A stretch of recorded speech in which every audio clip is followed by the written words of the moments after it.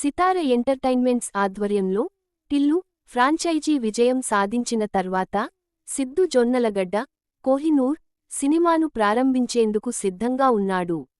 అయితే ఆ ప్రాజెక్ట్ ప్రారంభం కాకముందే అదే నిర్మాణ సంస్థ ఇప్పుడు అతనితో కొత్త చిత్రాన్ని ప్రకటించింది. బడాస్ అనే టైటిల్తో ఈ చిత్రాన్ని తెరకెక్కించనున్నారు. క్షణం, కృష్ణ, హిస్ లీలా వంటి విమర్శకుల ప్రశంసలు పొందిన చిత్రాలకు పేరుగాంచిన రవికాంత్ పెరెపు దర్శకత్వం వహిస్తున్నారు. సిద్దు మరియు రవికాంత్ కలిసి నటించిన విజయవంతమైన చిత్రం తర్వాత ఇది వారి పునః కలయికను సూచిస్తుంది.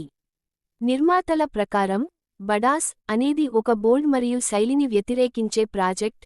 ఇందులో సిద్దు ఒక ముదురు మరియు మరింత తీవ్రమైన పాత్రను పోషిస్తున్నారు.